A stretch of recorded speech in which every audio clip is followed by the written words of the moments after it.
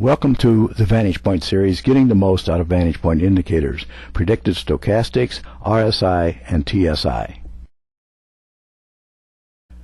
Predicted stochastics, relative strength index, and true strength index belong to the momentum oscillator family of indicators. All of these indicators try to evaluate and compare current price action relative to previous price action during a specified time period. The values on these indicators are combined to a scale or range.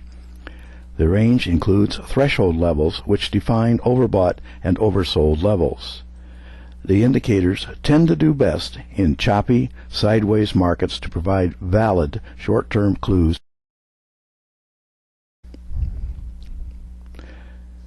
We are going to look at these indicators one at a time. Stochastic readings are based on where the close of the day is relative to the high or low. In an uptrend, closes tend to be near the highs. In downtrends, closes tend to be near the lows of the day. The VantagePoint default period is 14 days, with the stochastic reading provided 1 day ahead. Lines called %K, which is a 14-day stochastic value, and %D, which is a 3-day moving average of %K, form the stochastic reading. Values are based on a scale ranging from 0 to 100. Readings above 80 indicate overbought. Readings below 20 indicate oversold, at which point the markets are expected to turn.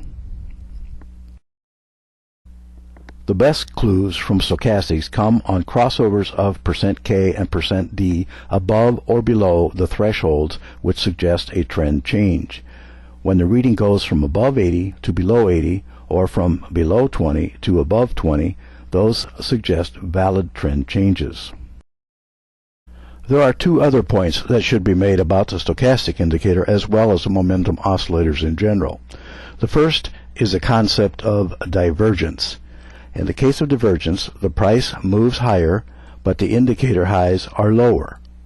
It also works the other way when prices move lower, but the indicator indicates higher.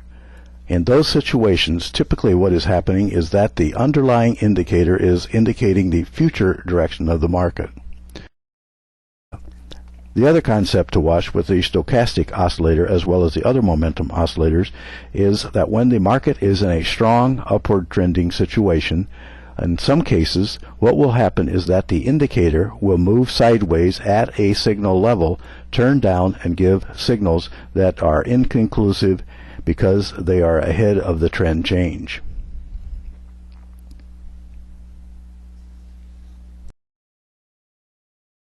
Now let's turn to Relative Strength Index, RSI, which compares the average of up closes to the average of down closes for a 14-day period, arriving at a value. That value ranges from 0 to 100. Readings above 70 indicate overbought. Readings below 30 indicate oversold. You can see those conditions outlined on the screen with the blue vertical lines, where prices have gone from above 70 and dropped below, and the market follows. True Strength Index, or TSI, is similar to RSI, but it is based on a scale of -100 to +100. Like MACD and stochastic, two lines are used to evaluate momentum. TSI itself is the difference between a 25-day exponential moving average and a 13-day exponential moving average.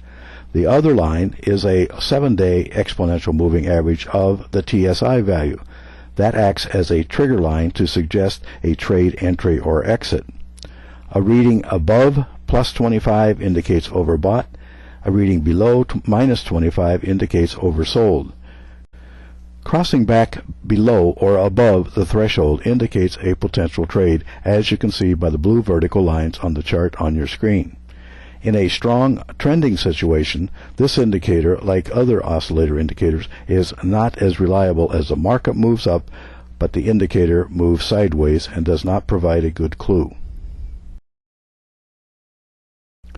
Let's review some of the key points about the momentum oscillator indicators.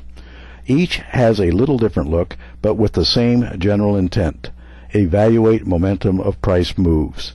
These involve thresholds, which indicate overbought, oversold situations and potential price turns. These indicators work best in choppy, ranging, swing trade types of markets. The divergence between price and indicator is often the most reliable clue for these indicators.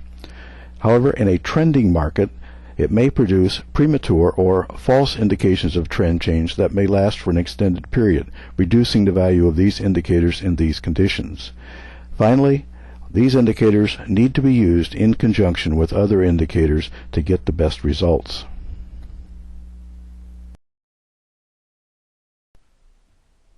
Thank you for watching this session. Please visit the Market Technologies Learning Center for additional tutorials.